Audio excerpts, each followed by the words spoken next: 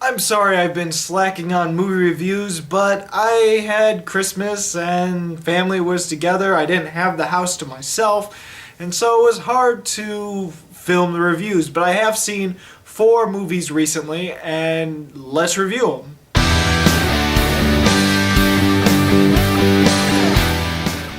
So, first up is Dark Was the Night. Dark Was the Night is a horror movie, and it's set in a small town, small enough that there's only 2 cops. And our main character is the sheriff of the town, and there's some weird occurrences that have been going on, like a missing horse, there's footprints, weird footprints, going all across the town. The animals are acting crazy, and many of them leaving. Odd things are happening in town. Now, this small little town, pretty much like the Hallow, has some superstitions about the woods and there being a creature living in it.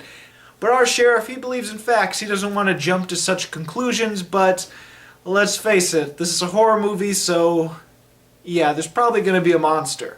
And while the sheriff is dealing with figuring out what the heck is happening in town, if there's a creature, if there's something out there, well, he's dealing with some personal issues with a separation, not a divorce, but a separation caused because they have recently lost their youngest son. And so there's some pretty effective drama in this film. Now I have to say, Dark Was the Night has some really great horror movie potential. It actually has moments where it's completely suspenseful. The creature design, well, let's get to that later, but there's so many aspects of this film that I really enjoyed. For one, our main character is being played by Kevin Durand, who I've liked ever since I've seen him in movies. He's played a lot of side characters. He's played a lot of characters where, yeah, he's totally playing a character where he's all in makeup and stuff. He's in a bunch of movies. You'll see his face almost in everything. I think his first major role where he's actually more of a main character is in the TV series The Strain. He's the Russian guy that is the exterminator. He's the really cool, awesome character. And in this movie, he actually shows a lot more acting chops because all the other ones, he's still like playing a character and not a cartoon, but he's playing some crazy different people. And this one, he's more of a normal guy, and he actually shows a lot of range in some really good, gripping, dramatic performances. He is easily the best actor in this film, and he has some really good, subtle moments. Especially whenever he's dealing with the coping and the loss of his son, and his interactions with his wife and his other son.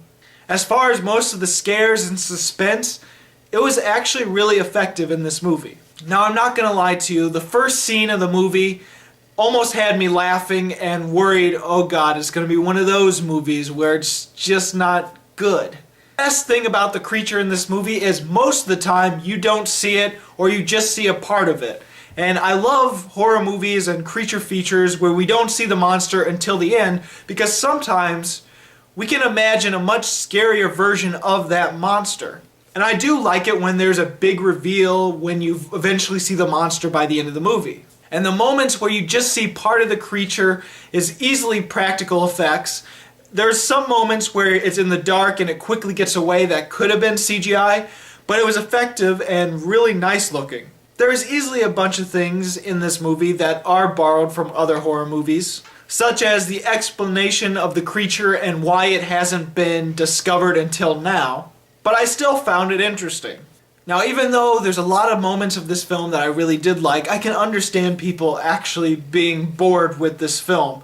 Because I know there's plenty of horror fans out there that would rather see the creature and see the creature kill a bunch of things rather than just see it in the dark and see bits and pieces of it. And I know there's probably some horror fans out there that don't like drama mixed into their horror movies, and so they're going to find this movie a little boring. Now, there are definitely some issues that I had with the film. For one, the opening scene is downright laughable and very cheap and generic, which is really weird because the other scenes in this movie, the other horror scenes and suspense scenes, are handled almost perfectly. Well, I wouldn't say perfectly, but they are very effective. I also wasn't a big fan of the supporting character, the deputy.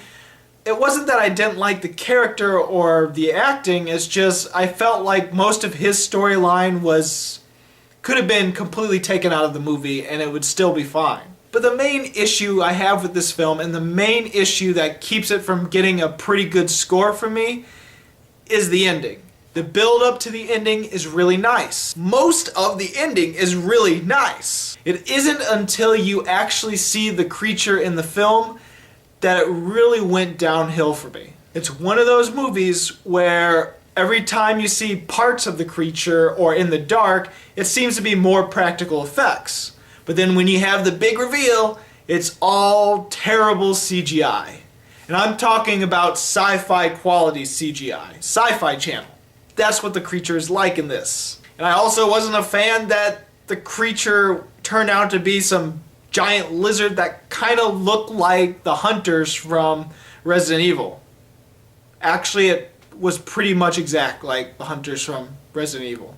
And so after all these moments where it actually did some really good practical effects with the creature design, only for the big moment at the end for it to be just completely CGI, it's just really disappointing. Also, the drama with him coping with his dead son didn't seem to play out as well by the end of the movie. It's like it's set up really nice, but just like the other things that are set up nicely, it just sort of peters out by the end of the movie, and it's just sort of forgotten about. So easily the ending is the worst part of this movie, and it's the only thing keeping it from getting an actual good score from me. So for me, I'm gonna have to give Dark Was the Night 2.5 stars. So have you seen Dark Was the Night? What did you think about it? Go ahead and comment. And as always, this is Bruce Gifford, and this was Just My Opinion.